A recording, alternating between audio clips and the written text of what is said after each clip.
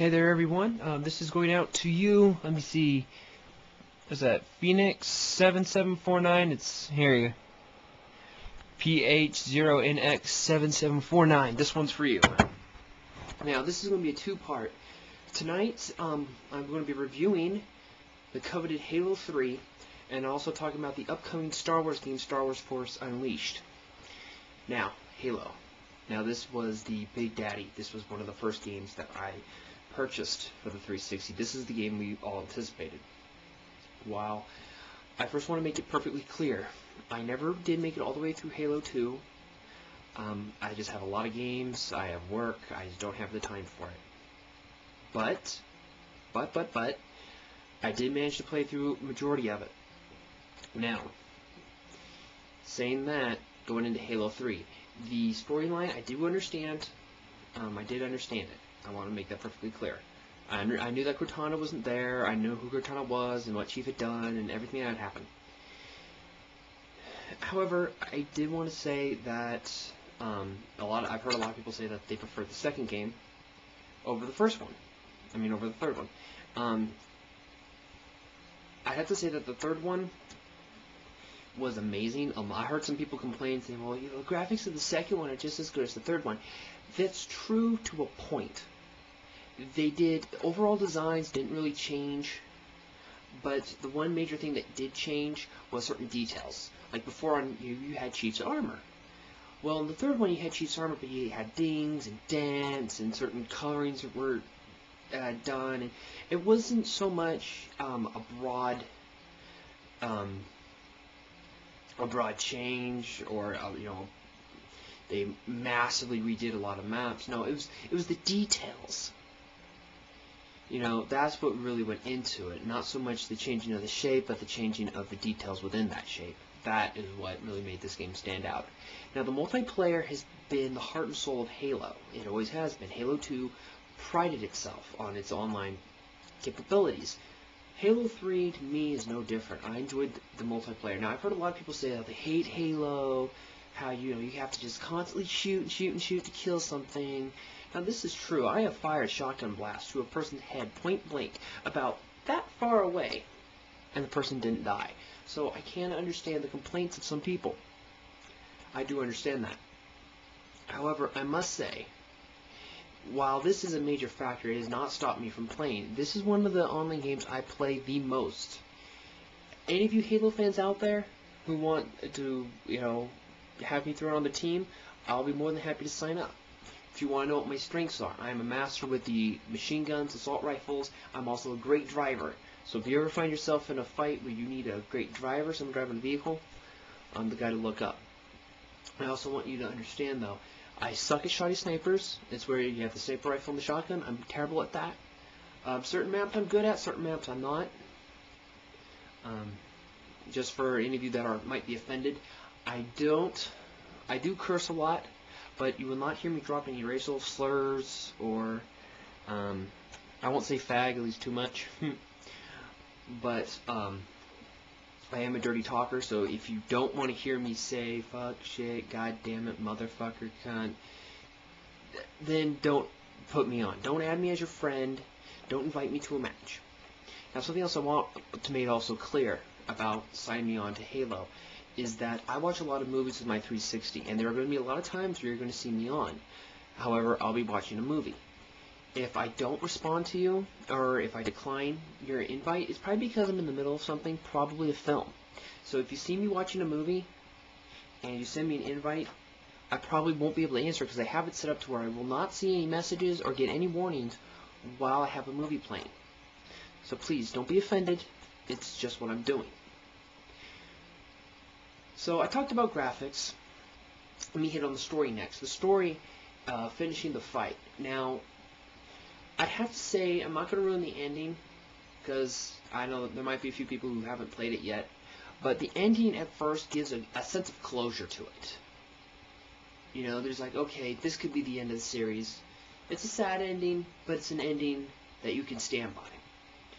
However, they always have to do that little teaser at the very end of it, and so they have if you watch after the credits, you see that there could be a Halo 4. This could be set up by Halo Wars. Halo Wars could lead into Halo 4. There's been a lot of talk of a Halo film, even though the Halo movie was canceled because of budget issues. There could still be a Halo film. If you go into Xbox Live and you look, there is a kind of cheap little Halo film, a kind of precursor up to Halo 3. There's been talk of making either a miniseries or a television show off of this style of filmmaking. Who knows, it might happen, it might not. Let's just hope for the best. Now, so I've talked about your online play, I've talked about your graphics, and I've talked about a very decent storyline. Now I'm going to talk about the controls. Now, people have heard me say that I have issues with the controls in some games. Halo was beautifully controlled. Your shooting is just as good. Each gun is different. But something I did like is they brought back the assault rifle. In the second game, they only had the battle rifle or some handheld machine guns. I did not like the battle rifle because it's only a 3-fire.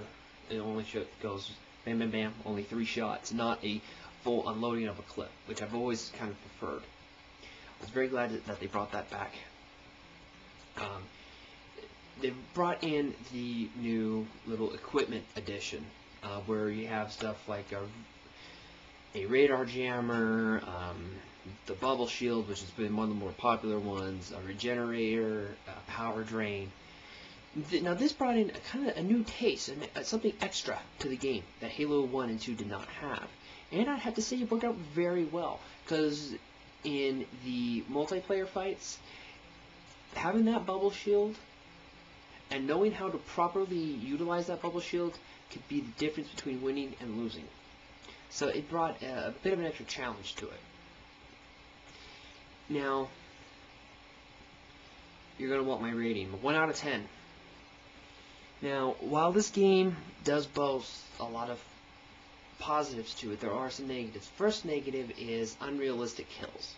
The only way this game is realistic in killing your enemy is if you put it on the easiest level. And even then, trying to kill these guys is a little bit ridiculous. And I've been in a lot of fights where, like I said, I've had to shoot someone multiple times up close to the shotgun and they will not die. I didn't enjoy that one bit. I just thought that was just, I mean, they really needed to work on that system. It's the battle system in terms of the damage stats. It just does not look, it's just not good. It's not helpful whatsoever. You know, and it can be really frustrating because, I mean, I've won matches where it has been 20-0, and I've lost matches where it's been like that. And it can be very, very, very, very frustrating from time to time. And, you know that's only the one major issue I truly have with this game. It can be one issue when the online player is your heart and soul, and that has a major problem such as that. It can be very frustrating to continue playing this game. And since I work at Blockbuster, I've seen a lot of people trade Halo in. But here's your score, 1 to 10. Your score tonight is 9. I give it a 9 out of 10. It's got that 9 because of beautiful graphics, beautiful music, a fantastic story. It's very emotional. By the end of the fight, it was like, yes, I did it. There were some parts like, oh my god, whoa, gotta move, gotta go, gotta go. I was getting emotional playing this game. I was getting into it. That takes a special something for a game to grab you and pull you into it, to get you into it, so you feel the characters fight. You feel that you are the one driving, that you've got to finish this mission. I mean, it pulled you in, and that's what I love about it. So I have to give this game a 9 because it really does pull you in, with all the problems to it. Still, it kind of pretty much grabs you by the balls. It's a game that truly has heart into it, and that's something I did appreciate. So, 9 out of 10 tonight. Now this is part 1. Check down on the bottom the responses. I will be posting a second video for a very special look into the Star Wars Force Unleashed.